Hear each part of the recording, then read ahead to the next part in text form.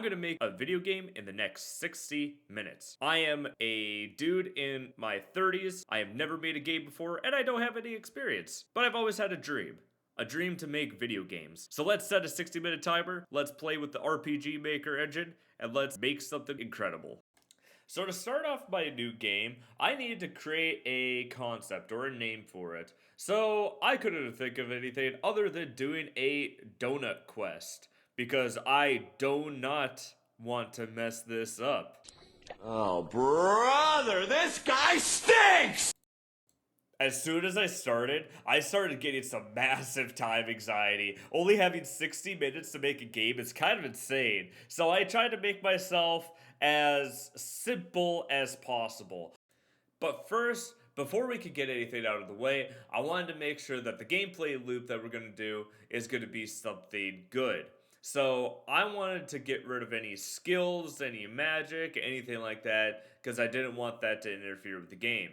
So I took off all the skills, I took off all of the additional characters, and I also renamed the currency to donuts because this is Donut Quest, so the currency is going to be like donuts.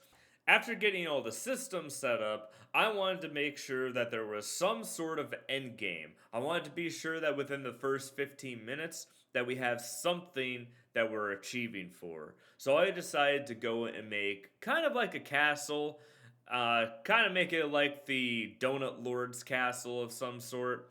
I decided to try to find something that looked like a donut. Ended up going for something that honestly it's just a boulder, but decided to call that a like mythical donut hole. And then I put a little monster in the front that I'll call the Donut Lord that is going to be vehemently stopping you the entire time. You can lose against it, so if you do faint, you'll just go back to the main area.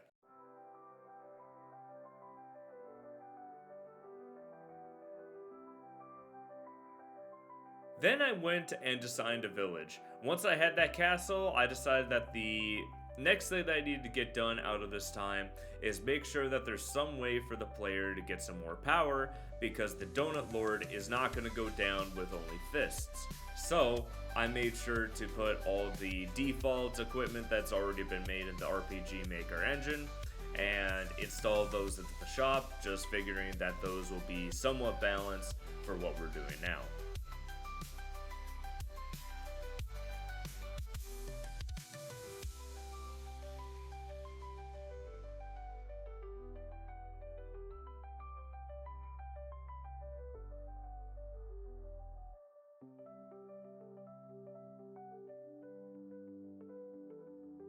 With the shop complete, I wanted to make sure that there was some way for the player to get the currency without necessarily trying to fight the Donut Lord. So I went with two options. Option number one, I tried to put a bucket of water that would have a wet, soggy donut at the bottom that you could collect. Kind of like Cookie Clicker in a way, except you're clicking a bucket of water.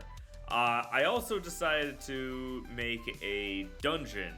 Tried to make it filled with different kinds of mobs, so that way the character is going down there, killing the mobs, and then they could use that income to go and pay for anything in the shop.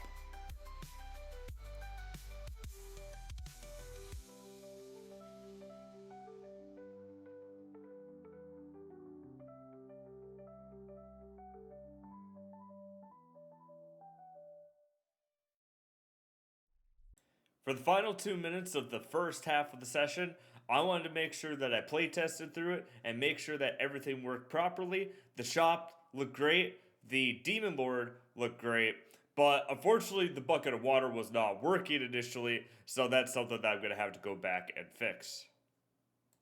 And with that, the first 30 minutes were gone. I decided to take a small little break because I felt my brain trying to explode. I wanted to take some time to just kind of think about what I did and then come back and add the next 30 minutes.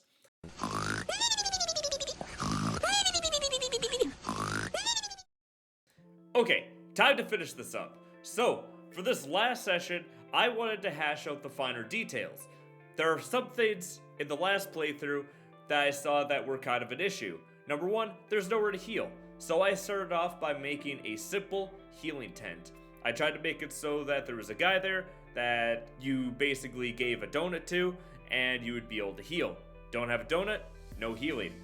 And I tried to make it so that it looked like a sweet hut in some way, shape, or form. I was originally going to try to go with like a Krispy Kreme or something like that, but I couldn't find anything that looked like a donut, so I just decided to put like plates of spaghetti down.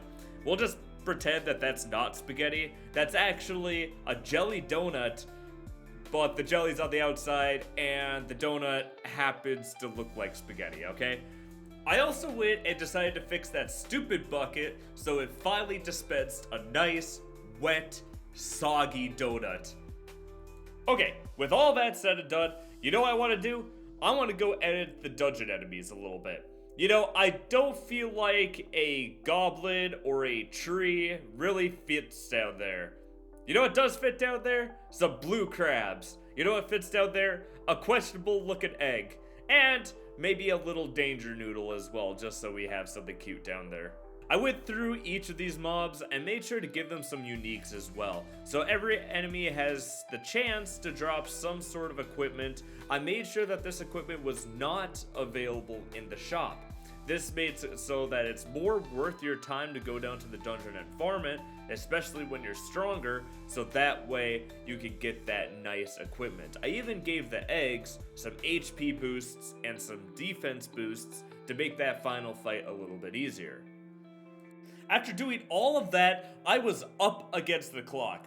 I want to do one last thing to make this rounded out and to give that last tent something fun to do. So I wanted to do a small little side quest. So I made the last tent be a Dunkin' Donuts.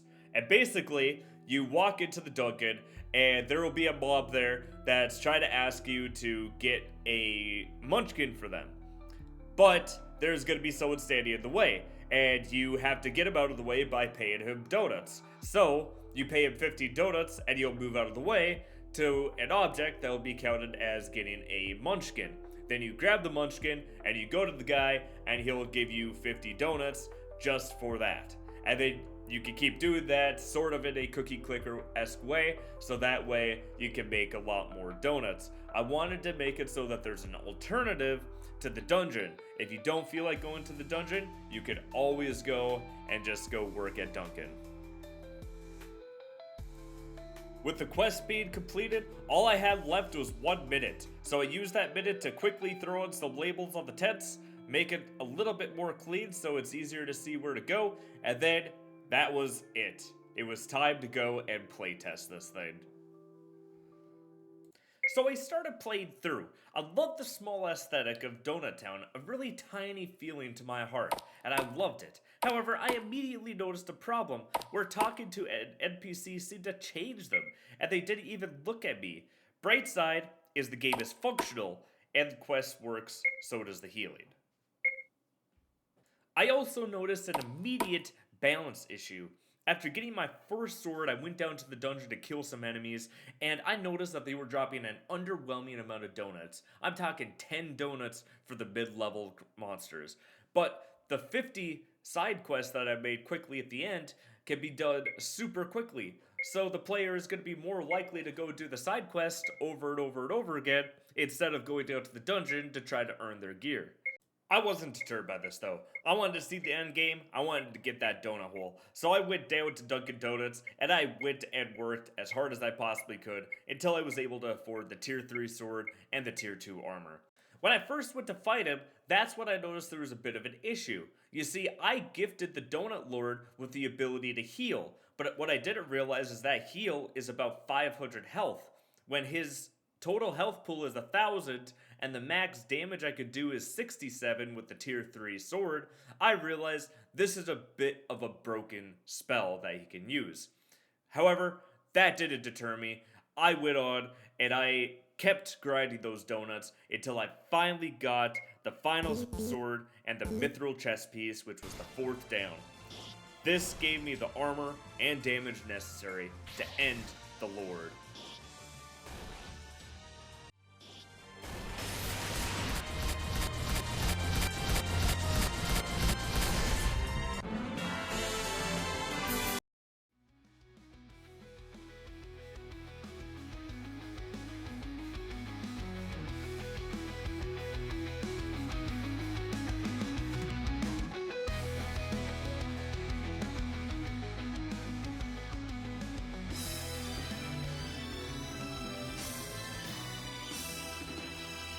works! A game in 60 minutes. Easy. I hope you like the video. For every like that this video gets, I will do it all over again, where every single one of your likes will equal 1 additional minute. Maybe next time we'll have some actual quests.